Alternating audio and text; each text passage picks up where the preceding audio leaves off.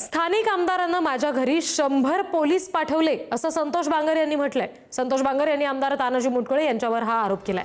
100 police पाठवल्याचा दावा खोटा आहे असं पोलिसांनी म्हटलेलं आहे।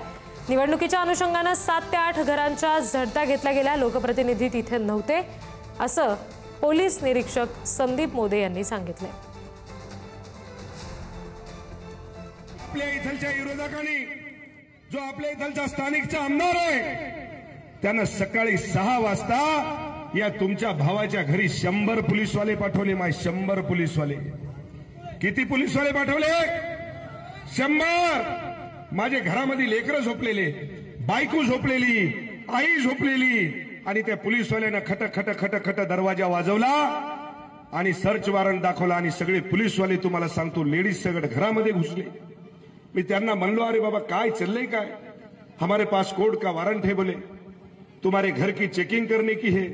लोकप्रतिनिधी जे त्यांचे जे न्यूज वगैरे पाहिलेली आहे त्यामध्ये आम्हाला कळालेलं होतं की 100 पथक त्या ठिकाणी गेलेले होते, परंतु सदर ठिकाणी आमचं कोणतेही पथक गेलेलं नव्हतं। पहिला मुद्दा।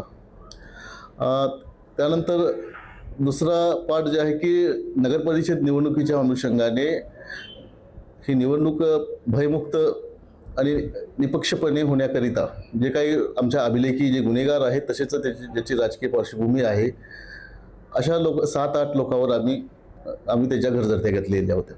मग त्या अनुषंगाने जे घरझडती घेतलेली होती तिथे कोणतेही लोकप्रतिनिधी जे आमदार वगैरे कोणी त्या ठिकाणी नव्हते, उपस्थित त्या ठिकाणी नव्हते।